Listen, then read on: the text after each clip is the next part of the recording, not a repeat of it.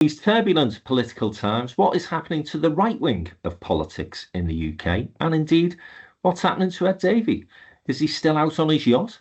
Is he still making Christmas singles? Or is he going to be more serious in 2025? This is the Downtown Den Politics podcast. I'm Frank McKenna, and we're going to be having a conversation about all of those things and making our predictions for this momentous political year. The return of the sausages. All sorts of things that I would have wanted as a kid that I couldn't have, right? Famously, Sky TV. How'd that happen? I guess I just forgot what was going on. They're eating the dogs, the people that came in. They're eating the cats. Hey, it worked. Okay, welcome back to the second episode of this week's Downtown Den Politics podcast. There was so much to discuss that we decided to split our conversation this week into two episodes. And as ever, I'm joined by Jo Phillips and Jim Hancock. And we spoke a lot yesterday about the Labour Party, the government's travails, but today, turning our attention to reform, to the Conservative Party and to the Liberal Democrats. And I'm going to start with reform, because it seems to me that through Christmas and the New Year, the guy who's been grabbing the headlines, not always for the right reasons, has been Nigel Farage. He appeared on the BBC's flagship breakfast programme as the first main guest of the year. So 5 MPs, how far does that get you? Well, it gets you to be the main guest on Laura Kuenssberg's programme, the first Sunday back in 2025. And not only did Nigel get interviewed by Laura, she went to him. He wasn't even having to go to the studio. So, yeah, he's an absolute VIP, this guy. And then he was somewhat taken aback by Elon Musk's decision to say that he was not the right man to lead reform. It seems that Elon Musk would prefer somebody like Tommy Robinson, aka Stephen Yaxley Lennon even. And then, of course, he's had this little local difficulty over the weekend where 12 councillors from Reform have said they are going to throw in the Reform cards, rip them up, because Nigel is too much of an autocrat. Surprise, surprise. So, as we begin 1995, as we begin 2025, I have to say, Jim, what do you make of Reform? Are they continuing to build momentum? Are the wheels coming off somewhat? Where do you think Reform is sitting at this moment in time? They seem to have some momentum at the moment, and I'll get my retaliation in first. The BBC to some extent have got to report political activity when they see it, and in the dull, quiet days early in the new year, Nigel Farage arranged major rallies in somewhere near Clacton, I think, and then in Chester, and Laura Kuenssberg went out to interview him. She had offered the first slot of the year to Keir Starmer, which he declined. So that's possibly why the BBC got him on. But to come to the substantive point, I mean, it's becoming a very fascinating story on the right of politics in this country. Out on the far right, you've got Tommy Robinson, and I understand. I need to check this, but the resignation of these parish councillors, reform parish councillors, I think was because they wanted to have some dialogue with Robinson. That's not been well reported by the BBC or anybody else, which I think is a valid criticism. So you've got Tommy Robinson out on the ultra right, and then you've got the Conservative Party really on the ultra right, really worried about reform. So you've got the Conservative Party, then Reform, and they're all sort of battling for space, and it's an unusual conversation, and because the opinion polls show Reform and the Conservative Party on about 22% each. So I think this is what's happening at the moment, and obviously Reform are very concerned about another matter which you probably don't want to go into in detail, is that because of this plans for devolution, some of the county council elections where Reform are hoping to make an early strike could well be cancelled, and that's what Farage is worried about. But he's playing to his strengths. They say they're sorting out their candidates so that they get a proper infrastructure for their party, and at the moment they do seem to be a credible alternative to the Conservatives, and that's certainly what is worrying Badenoch and, of course, Jenrick. I think that let's stick with the BBC thing for a second on a serious note here, because whilst I was away, I read a fabulous book by John Sopel, formerly of the BBC, called Strangeland, and he gave an absolutely fabulous analysis of what's gone wrong with the Beeb. And basically, it is under constant scrutiny from the right wing in this country, from the press, from Conservative Party, from Farage and others, which led them to the Brexit referendum campaign, for example, to basically say, we've got to have everything totally balanced. So if we have an economist on, an economist among 999 leading economists who says that Brexit is going to damage the UK economy, we've got to find one of the two economists in the country who say it's not going to damage the economy. And it's this absolute drive to actually placate the right wing in this country that, for me, has started to really damage the BBC's integrity. And on top of that, and I hope that the government do sort this out in 2025, you still have a significant number of governors who have got very, very close association with the Conservative Party. So I somewhat flippantly said, oh, well, Nigel Farage was the top guest on the programme of Laura Koonsberg. I have to say, Jim, I think that the fact that there was a major announcement the following day on the NHS was quite a big news story that could have been covered a bit more extensively. Wes Streeting was on the programme with Farage. I think that he could have been the... Well, there you go then, Jim. You've got the health minister. Why do you need a fifth party leader on the main programme? And why did she choose to go to him when most guests have to go into the studio? So, I say, I don't want to particularly get into the Laura Koonsberg thing again. I mean, I'm guessing the reason she went to see him was because obviously she'd been caught sending Boris Johnson the questions that she was going to ask him last year. So she said to Nigel, I'll come to you an hour before, we'll have a coffee and I can line you. I'm only joking, of course. But I do think, seriously, the BBC needs to really start to ask itself whether it continues to pander to the right wing of this country. Because I'll tell you this, Jim, it does not matter. They could have Farage, Jenrick and Badenoch on every single programme for the remainder of this year. Those people will still attack the BBC and they will not be satisfied until the BBC is destroyed. So for me, the government needs to sort out the governors and we need to start to get the BBC into the place of being an independent broadcaster that, yes, balances the views, but also calls out shite. And I'm afraid that if you look at the Koonsberg interview with Nigel Farage, she was nowhere near as firm with him as she is with other politicians from both the Conservative and the Labour Party. So I think, we need to have a serious debate and discussion as to what the future of the BBC is, because at the moment, people like me, big supporter of Beeb, are getting totally disillusioned with the organisation.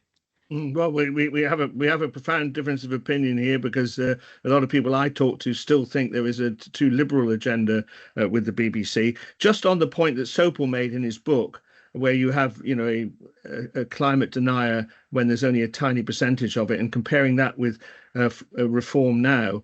The climate deniers are a tiny minority and shouldn't be given equal time. But you've got to face the fact, Frank, that Reform are, as far as the opinion polls are concerned, all right, number of MPs, fair enough. On, Jim. Are almost equally valid in terms of Jim, Conservatives. I'm sorry to cut across you, sir, but you cannot allow opinion polls to dictate the news agenda. We've seen UKIP and the Brexit Party have huge spikes in support mid-parliamentary terms and then get smashed at the subsequent general elections. Liberal Democrats previously have had huge leads in opinion polls. They don't get the sort of coverage that Reform are getting. And I'm sorry, Jim, if the BBC, as our premier news outlet in this country, is not prepared to push back on some of this crap and say, no, do you know what? This is still a minority group of people, then we're finished, because the oxygen that is being given to Elon Musk, to Nigel Farage, to Robert Jenrick from the Telegraph, the Mail, we need the BBC to be the organisation that stands up against all of that sort of stuff. Now, I'm not suggesting that the BBC don't do some great work. And indeed, look at any of the documentaries that they've done recently. Look at some of the work that's going on still, thankfully, at national radio, but not sadly at local level anymore because of the cuts that have been made in that area.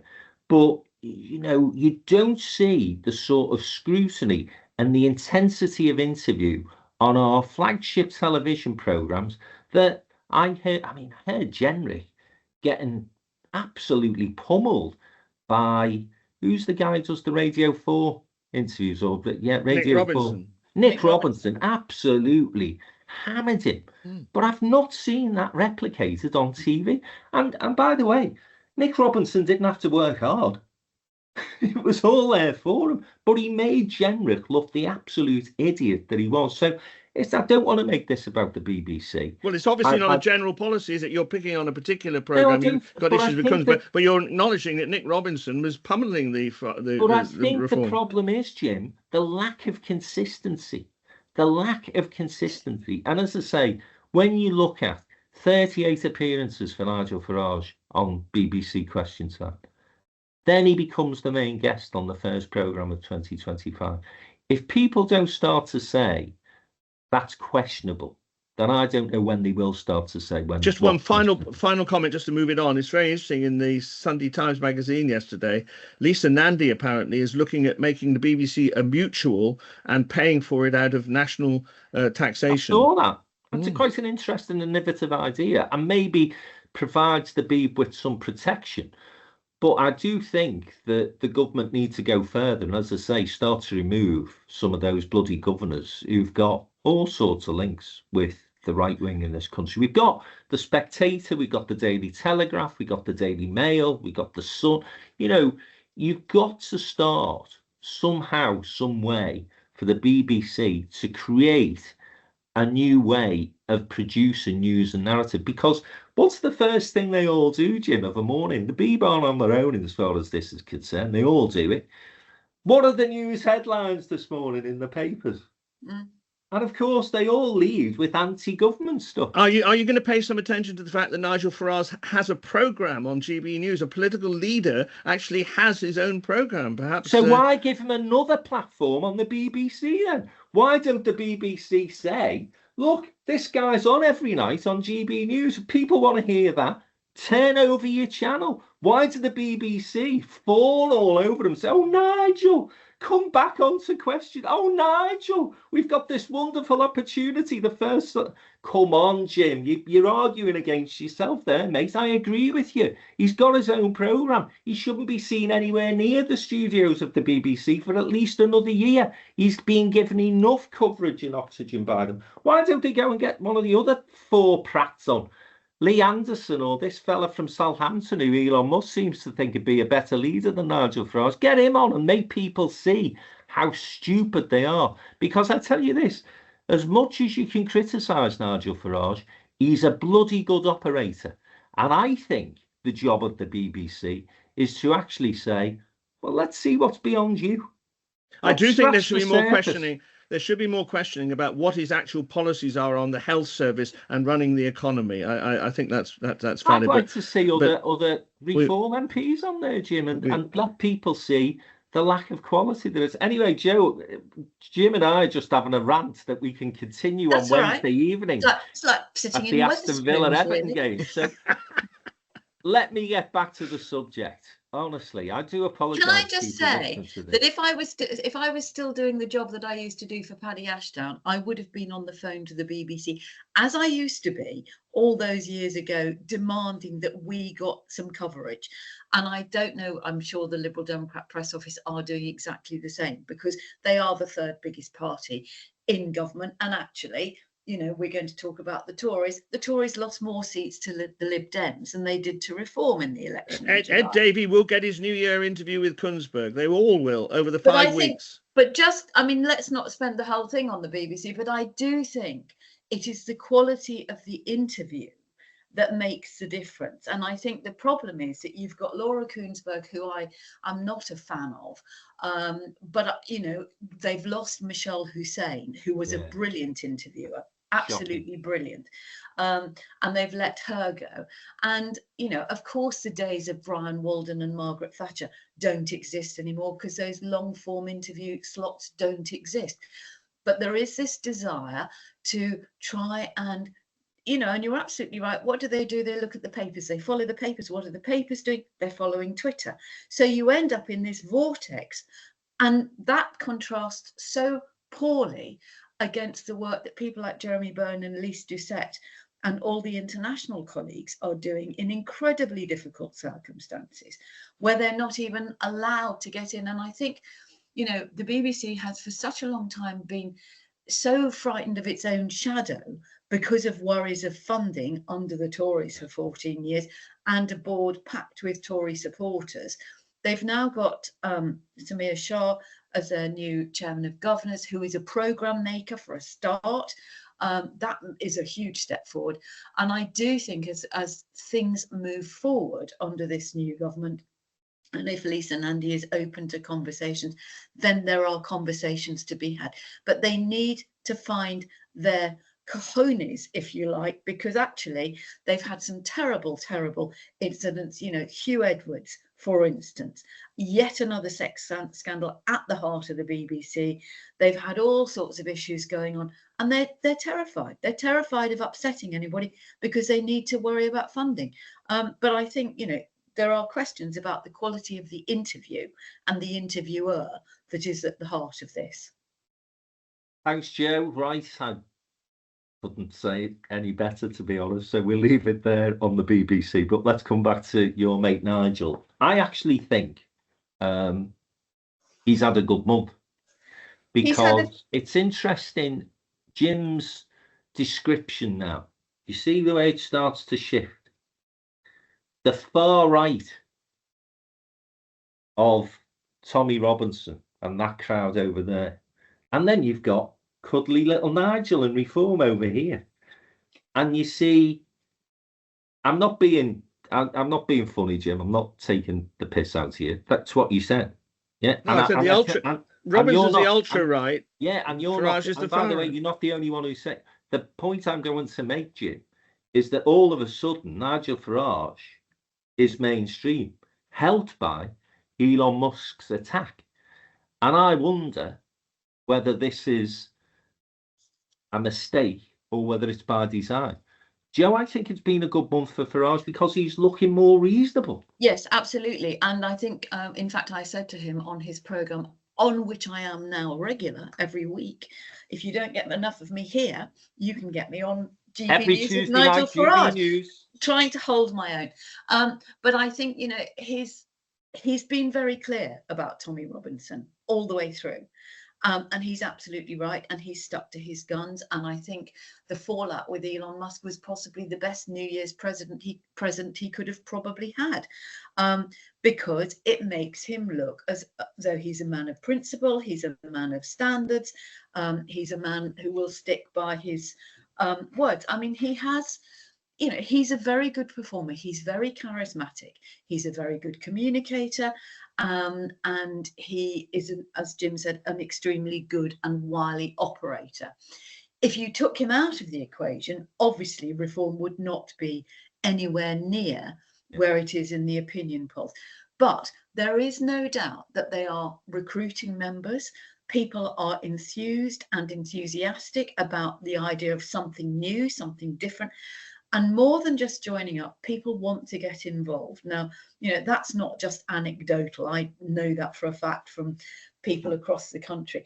And I think that is quite interesting, because at the same time as we see this general shrugging of the shoulders, and a survey out today which made me want to weep about people between 18 and 45 actually don't want elections, they just want strong leadership. If you've got something that is engaging people in the political process, then we should all welcome it. What you then need to do is to hold those people to account, whether they're at council level or in parliament or wherever. There are things that Nigel Farage, for instance, was one of the MPs who signed the petition launched by a Labour MP against the England cricket team playing against Afghanistan in the matches that they've been drawn in the heat set. So those sort of things, I think, are actually quite important. What you've got, though, is Jenrick and Badenoch, who are so desperate. They are like children. Let's come back to that. Just all right, finish okay. On reform, because just to finish it, I think, if you remove Nigel Farage or you hold up some of the others to account, a little bit more questioning, and this is where we come back to the issue of local journalism, if you like. What are they doing in their local constituencies, in their local councils? But they've got this new chairman who is, by all accounts, very sort of brutal. And, if you think it's an autocratic party, well, most political parties are. That is the nature of them. I think that one of his problems, Jim, I mean, I'll ask you generally whether you think it's been a good or a bad sort of start to the year for Farage. But I think one of the problems longer term is actually the point that Jo's just made, that, lots of people are looking to join them. And it's what type of people are looking to join them. You've seen from the parliamentary intake of only 5, well, one of those is a convicted wife beater. Yeah. You've then got stories of people who've joined the party as become councillors or candidates, all sorts of things in terms of their backstories as well. And we know how difficult it is for the mainstream parties to attract candidates for local elections, necessarily parliamentary elections, although there's a drop-off in number of people interested in that too. How difficult is it going to be for him to keep a lid on the nutters, if I can describe them that way? Well, I think he's going to get money. I mean, leave alone whether Musk is going to fund him anymore, but he has got a multi-millionaire treasurer now, I think, a British treasurer. And I mean, the point about that will be to recruit full-time officials who can vet out the nutters so that they don't have this continually bad publicity from unsuitable candidates. But I just want to make a more general point. Yes, I think he has had a reasonably good start to the year, and that's because of fundamental truths about the political situation. In July, the British people did not vote with enthusiasm for a left-wing government. They voted to get the Conservatives out without any real enthusiasm for the Labour Party. Nigel Farage is tapping into a growing section of the community who think that immigration is out of control. They're generally fed up with the centre-left or centrist consensus that's governed this country and other countries since the Second World War. And this is part of an international trend, most clearly seen in the United States, but also in Canada, Germany, France, Holland, and a lot of other countries. So that's the international context that I'd put into him having a good start to the year. It's going to be a good year for the right and populists, I think. Elections coming up in Germany, as you say, Jim, and Trump about to be sworn in as president of the United States again next week. So we will obviously be covering those stories as and when they happen. Let's move on then to the far right Conservative Party. And listen, for all my Conservative mates who listen, I am only joking.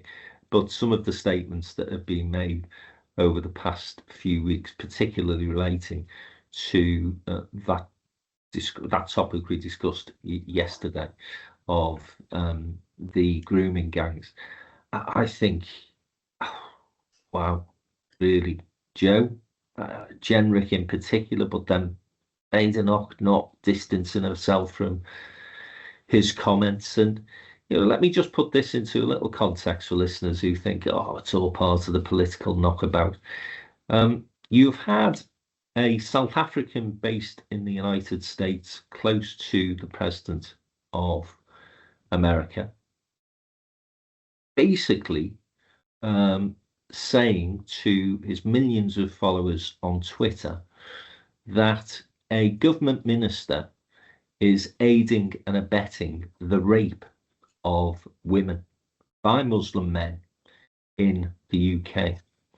2 MPs in recent years have been assassinated, murdered, and you have had not one word from the leader of the opposition, or, as far as I'm aware, any shadow cabinet minister condemning those remarks. How low are the Conservative Party prepared to go to take on the challenge of reform? Well, it's hard to think that they can go much lower. And you sort of think, you said it in that introduction, Frank.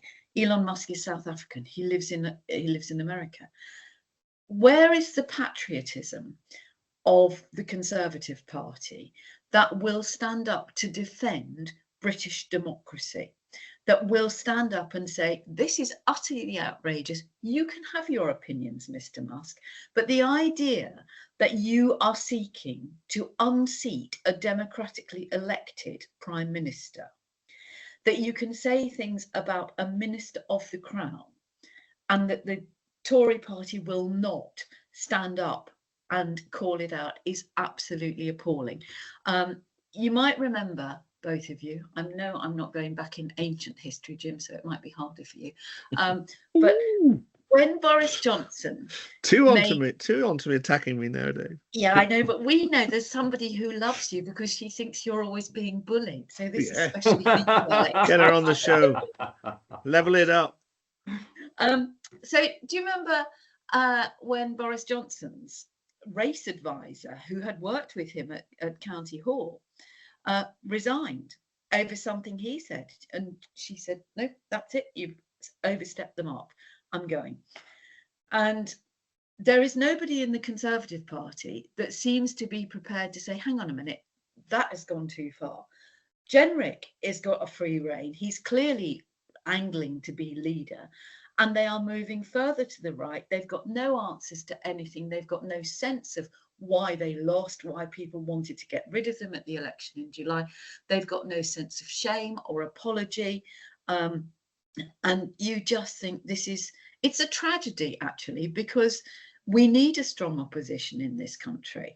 And we also need strong and robust political parties, of which the Conservative Party was one of the best in the world.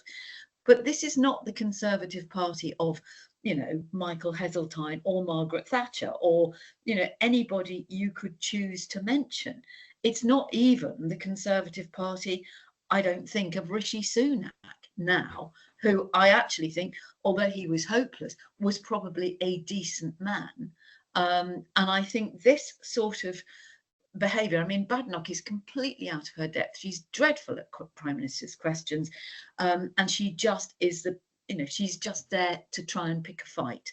And Jenrick is terrifyingly moving through with no controls. So where are they going? They're not attractive. And that's what seems to me to be the ridiculous thing. They don't seem to understand. People didn't like them. They didn't want to vote for them in July. If they become reform light or reform extreme, which is what they seem to be, why do they think people are going to vote for them again? It's awful. It's absolutely awful. I think that they've made a huge miscalculation, Jim. Like, you can't out-reform. So that's a problem for them. And it doesn't matter whether Robert Jenrick makes a particular statement at a particular time. They're never going to be seen as authentic as Nigel Farage.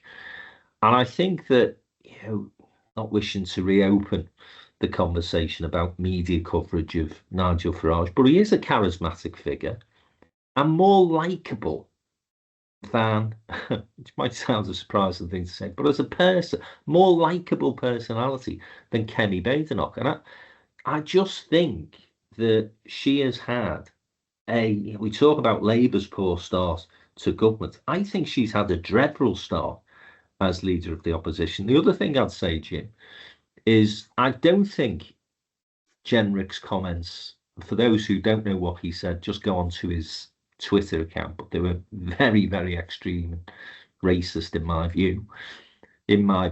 I hasten to add, before I start getting fucking letters from Jenrick solicitors. And my view as well. Yeah, but the thing is, Jim, do you think that if she was more confident in herself, she would be saying to him, off your pop, mate? She's under pressure, I think, already. Yes, she is. I mean, her manner is rather condescending, I think, in interviews, and there's all sorts of stuff floating around about how much she's on the job, and she's determined not to get pinned down on policy. She wants to do long-term consultations and all that sort of thing. But I think she is under some pressure. I mean, we've got to reflect on the narrow margins for why she got into office. I mean, if Tom Cleverly had been, less James Cleverly. James Cleverly. He's going to get there. He's going to get there. That Watford manager. You're determined to get Tom Cleverly involved in politics, aren't you? Yeah. You're still happy coaching at Watford, Jim. Carry on. James Cleverly, if he hadn't been too clever by half in manoeuvring his votes, he would have been leader of the party. Now, it reminds me of the fork in the road where Corbyn got in.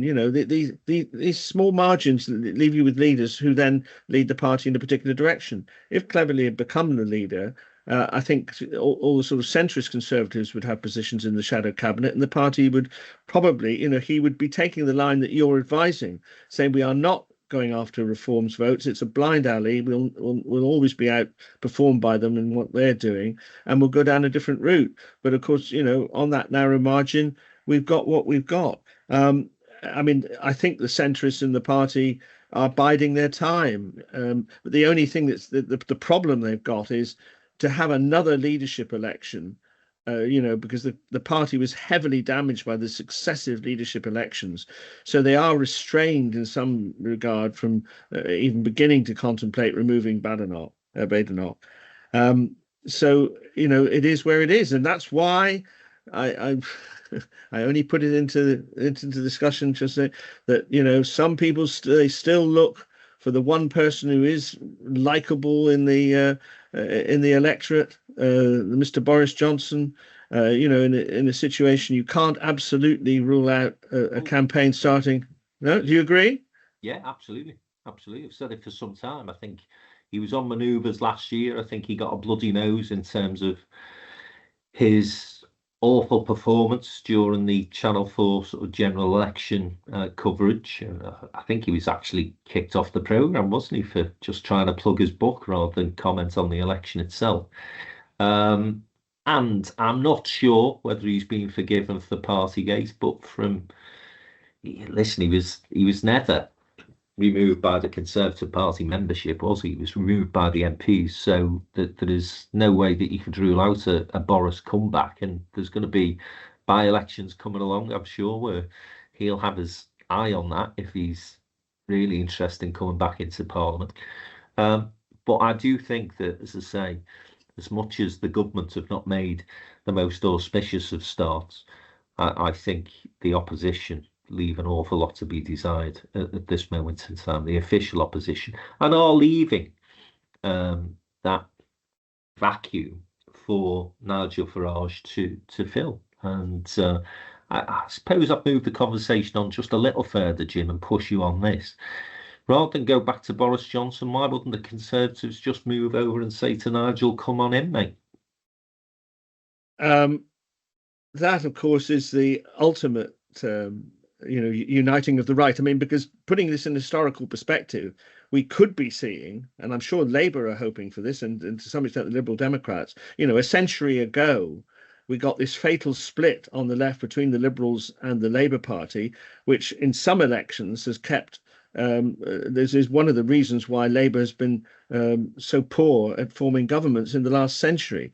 Is it the case now that, you know, overall strategists and looking at a fatal split on the right, you could see the next general election where the Conservatives and Reform have roughly the same share of the vote and perhaps MPs, but Labour continues to govern in office. So, you know, somebody, a real strategist of the right looking at this would actually want to see exactly what you're saying. But of course, it always falls down on personalities. There's a lot of bitterness between Farage, but the way in which Badenoch and Jenrick seem to be sort of cozying up, or certainly agreeing with a lot of those decisions, the ideological differences are very small. But very often it is the personality issue. We had, you know, going back, Joe will remember this with some sadness, you know, the David Steele, David Owen, we've had Tony Blair and Gordon Brown, Asquith and Lloyd George, when I was reporting actively in the early part of the 20th century. You know, sometimes these personal differences make it impossible. And I think that's what will happen. But in terms of the grand strategy, unless they're very careful, the right will be as fatally split for the next century as the left were between 1924 and 2024. I suppose the other problem they've got in terms of the Conservative Party merging with Reform, if I can put it that way, would be those people like Mel Stride, for example, and the One Nation wing of the Conservative Party, which may be in the minority at the moment, but there's still a significant number. Would they sit comfortably alongside Nigel Farage? You're shaking your head, Joe. You don't think that's going to happen? No, because I think, you know, there are several ways to look at it. You actually, if you peel off the Robert Jenricks and the Kemi Badenochs and the Suella Bravermans and that lot, and they join Reform, that then allows somebody like Mel Stride or Jim Cleverly or his brother Tom, or somebody, you know, different people within the existing Conservative Party. You begin to rebuild it as a party of the more sort of centre moderate, the Conservative Party, One Nation Party, if you like. I mean, the other problem is, of course, is the sheer logistics. They haven't got very many members. They haven't got very much money. While Reform are recruiting, and they've got Nick Candy, as Jim mentioned, who's giving them a lot of money and is their treasurer, they're on the up, so they can make their presence felt. And don't underestimate, you know, the fact that you've got a constituency office or a local office in your local town centre. Well, can I come in on that, actually, because I've forgotten about this, Row. So this is where it started to unravel for Kemi Badenoch very, very quickly, didn't it, over Christmas? She challenged Reform's membership number. Why? Which was an absolute gift for Nigel Farage. I've forgotten about this. So much has happened over the Christmas period. What a mistake to make her. I mean, talk about giving this guy who doesn't need any more oxygen, right? What a stupid route to pick. And that's where that actually was another, for me, indication of somebody who is not up for the job. No, she's not up for the job because she doesn't think, she shoots from the lip. You know, it's like the comments she made about sandwiches. You know, she only has a steak at her desk. Well, how utterly ridiculous. You know, and somebody brings it in, presumably still mooing. But you know, it's just this ridiculous. She's just a ridiculous woman. She looks like and sounds like, you know, quite a promising pupil in the school debating society who has now found herself in a national competition and she's not up to the job. And I don't know who's advising her. I don't know who would advise her. But, you know, that whole thing with Reform, why bother? That was a very bizarre. It was, you know, it was just so stupid. And of course, it's a gift to Reform. So it's been a poor start, I think we'd all agree, for the Tory Party. Let's move on to the Lib Dems quickly before I ask you for your predictions for 2025, which everybody's waiting with bated breath to hear, I'm sure, guys. Especially given Jim and I's record on predictions last year. Lib Dems, I think it's time for Ed Davey to stop with the stunts, to stop with the Christmas records and falling into the sea or to the... He's got to get serious. I think he's made a good start this year. I have to say his performance at PMQs I thought was measured. He raised the issue that the Liberal Democrats need to continually push, which is social care. And Keir Starmer was very careful in the way he handled him. He wasn't dismissive at all. He was saying to Ed Davey, yeah, we want to bring you into the conversation. But a big year for the Lib Dems, Jo, because as we've mentioned, local elections on the horizon. It'd be interesting to see how they perform. What would you be advising Ed Davey if you were in the Lib Dem leaders? I would be saying, forget the Christmas singles forever and ever and ever. Don't, stunts worked during the election. Very good and very wise to stick on the things as they did during the election, sewage in the rivers and seas, and social care.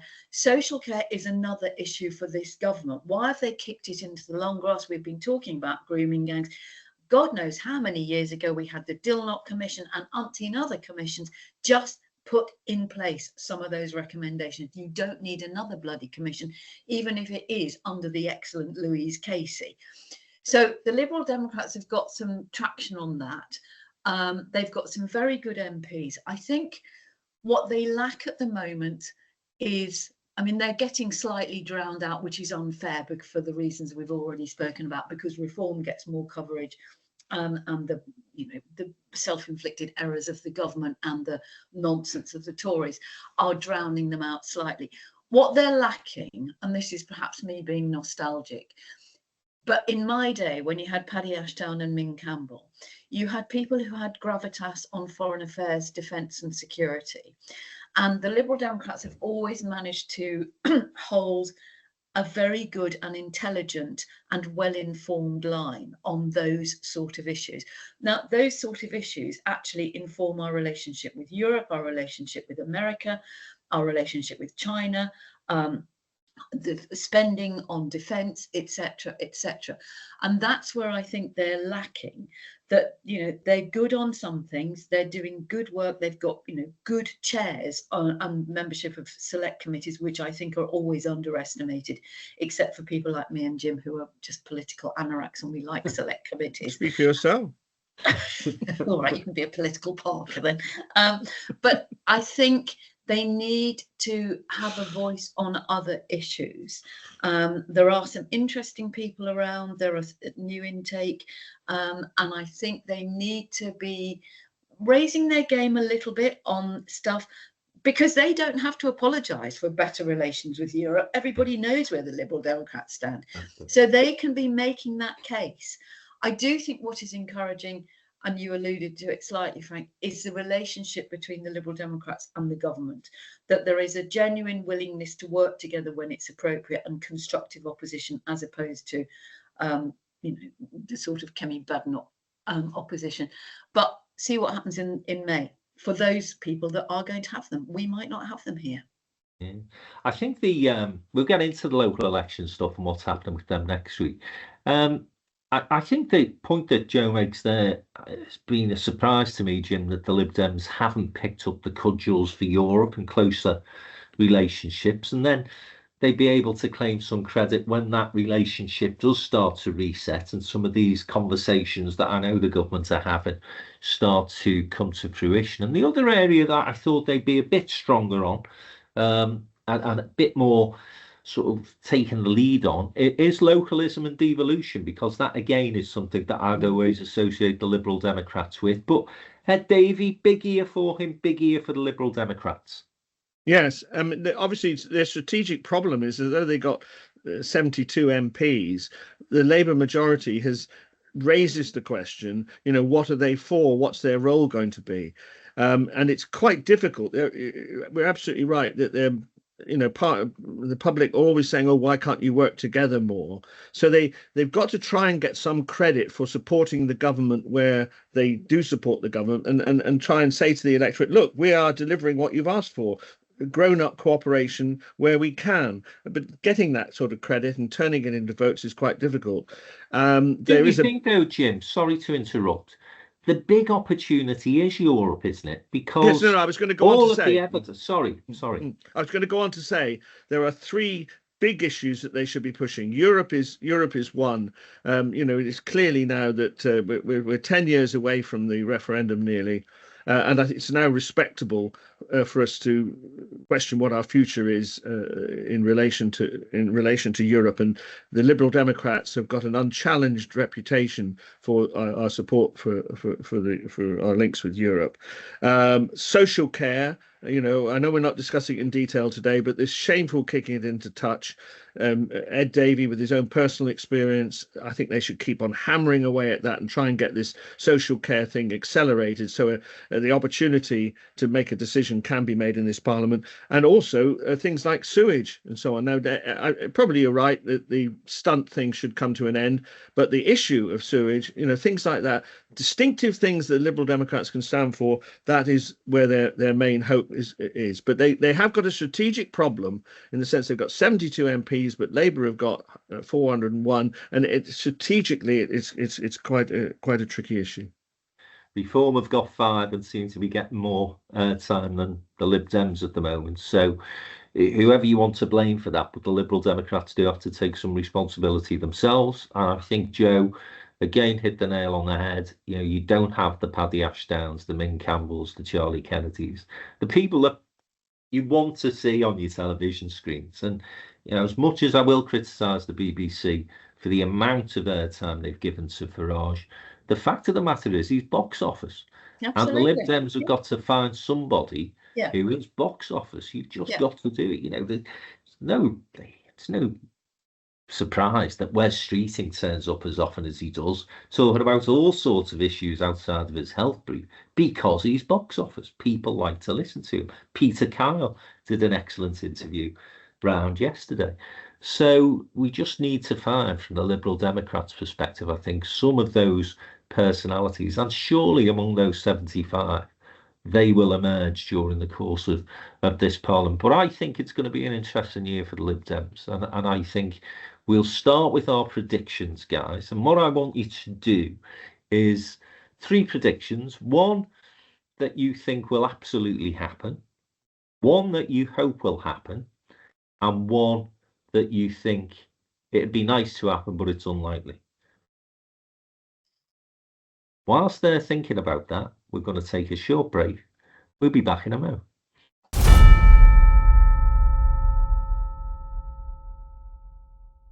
Welcome back to the final part of this week's Downtown Den Politics podcast. You've been lucky listeners this week. It's 2 for the price of 1. Why am I saying for the price of? You don't even bloody pay for it, you luckies, though. And I'm just going to turn our attention to predictions for 2025. And I'm going to ask Jo and Jim for 3 predictions. 1 that they think is absolutely 90% going to happen. 1 which they'd like to see happen, but is probably not going to. And 1 that they think there's sort of 50-50 chance of coming to fruition. So I'll start with you, Jo, with the something that you think will absolutely happen in 2025 politically. Suella Braverman will join Reform. Oh, so Suella to join her husband, Nigel Farage, and Reform. James? The Donald Trump revolution will take place in the United States. He will cut taxes. He will do very little on climate. It'll be very interesting to see if he even visits California, because he's got such an issue with the Democrats running that state. And he will impose taxes on China. So we'll see the full the American economy will respond, at least initially, with a sugar rush for these sort of policies. So it's going to be the year of Trump in the United States. My thing that I think will 90% happen is that Labour will have a very poor performance in the local elections, which will result in a cabinet reshuffle, and Keir Starmer doing something that he did post the Hartlepool by-election defeat, which was about 5 years ago now, I think, and decide enough is enough. I've got to get a grip of this thing and start to get people in place who are going to deliver his agenda for him, which will mean that by the end of 2025, Labour's fortunes will have somewhat significantly improved. So that's what I'm predicting for 2025. Right, let's go to our sort of 50-50. What might happen that is possible, but not necessarily going to definitely happen? James? I think it's possible that there will be a revolution in Iran, which I would very much welcome, because the women's movement in Iran is just waiting there below the surface. I mean, obviously, I'd like it in Afghanistan as well, but this is not in the likely category. So, but I do think there is instability in Iran. Their whole project of surrounding Israel with proxies has been dismantled to some extent. There's huge inflation, there's huge dissatisfaction. It's a lovely country, there are lovely people there, and it's completely inappropriate they're ruled by a theocracy of that sort. And I think there's a real chance that Iran could have a revolution. Of course, we don't know how those revolutions turn out, because we hope that Syria is going to be stable as well. So that that's my sort of international hope. Jo? Well, I hope very much that the Ukraine war comes to an end. My fear is that it will come to an end in a deal that is in Putin's favour, aided and abetted by Donald Trump. But I think that although that will be dreadful for all the loss and sacrifice the Ukrainian people have made over the last 3 years, if they have to cede territory, the silver lining, if there is one, is that it will strengthen Europe. And I think that will in turn give Keir Starmer the ballast and the necessary argument for Britain to have a better relationship with Europe, particularly on defence and security. Okay.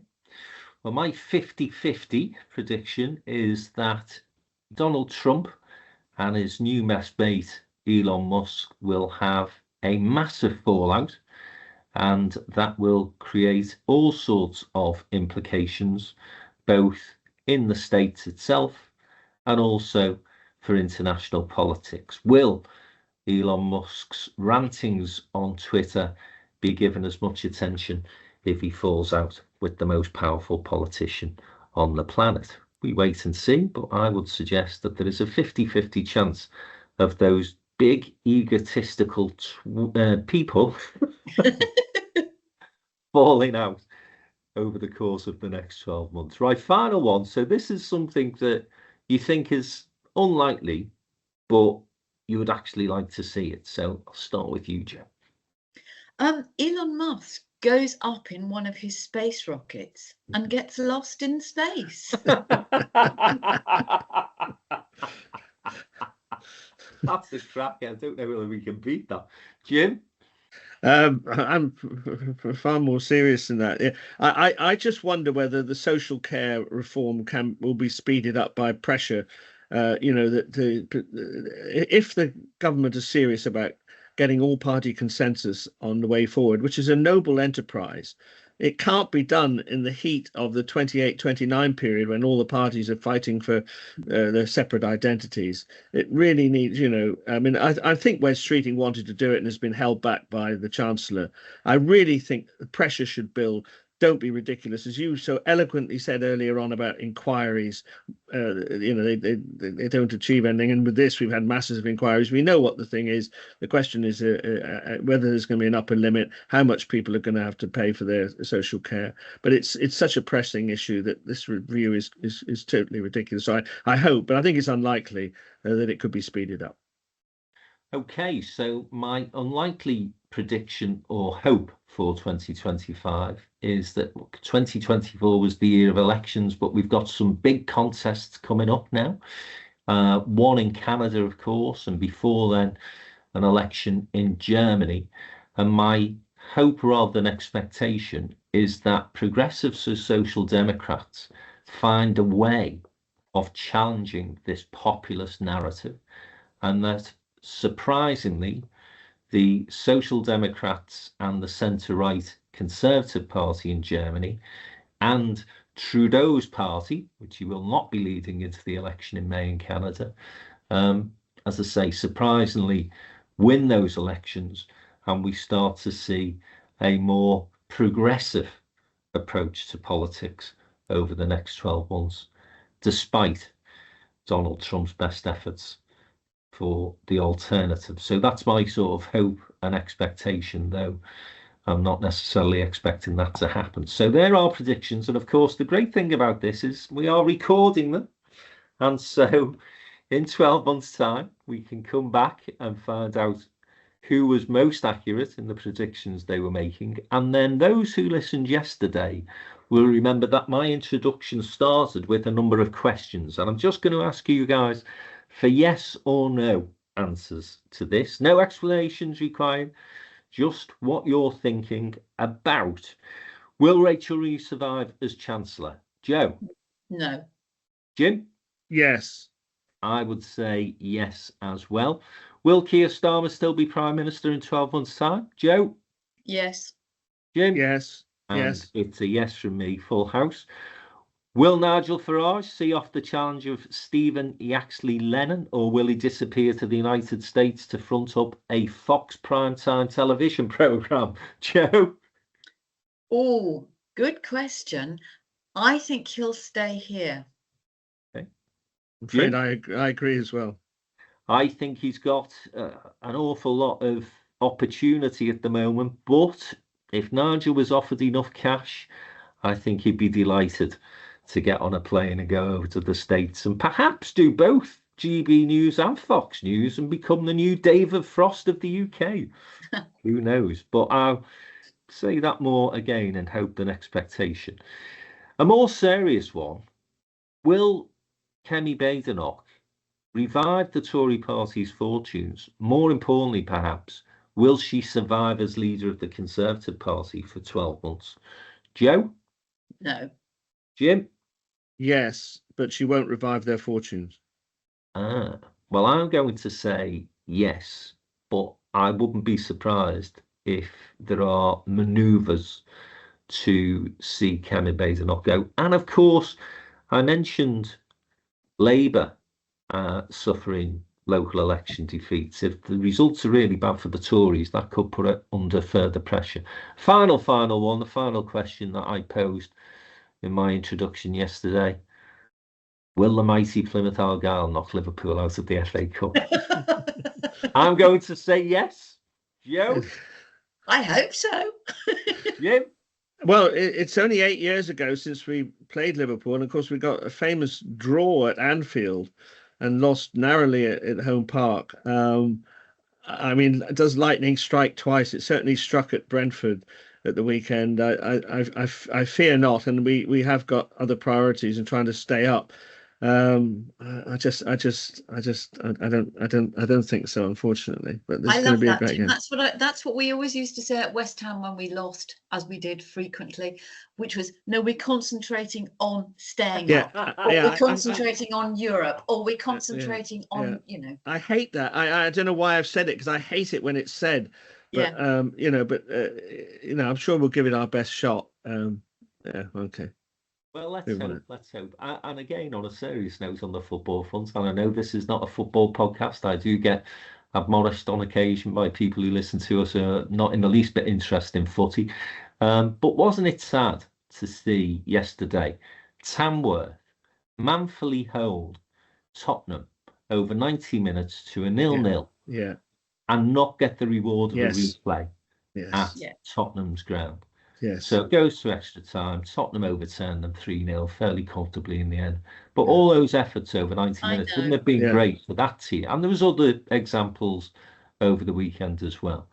But the abolition of replays in the FA Cup is an absolute scandal, as far as I'm concerned. It plays into the Plymouth hands. got a draw as Home Park after 90 minutes against Liverpool, and then ends up losing in extra time or on penalty. What a travesty. The amount of cash, not only the cash, because it's more important than that for football fans, but the excitement of you guys being able to go to Anfield for a night out. Yeah, well, we drew at Anfield, therefore we got a wonderful replay at Home Park. That wouldn't be fun. I mean, the point is that, the longer it goes on, a lot of those Tamworth people were part-timers. I mean, they only train twice a week. And of course, if you go into an extra time, it's massively in favour of the Premier League side. Yeah. No, it's a shame. It's a shame. But listen, as I say, it's not a football podcast. Maybe we should start one. Gary Lineker's got a bit more spare time next year because the BBC have fucked him off as well. But let me not get into that debate again. Listen, guys, it's been great to have your company. It's, if nothing else, has allowed me to get one or two things off my chest. I hope you've enjoyed our conversation over the last 2 days, guys. Indeed. Up to a point. Very good. And we will see what happens over the next 12 months. But of course, we will be back far, far sooner than that. Next Monday, in fact, with the next Downtown Den Politics podcast, when we will be looking ahead to the Trumpster.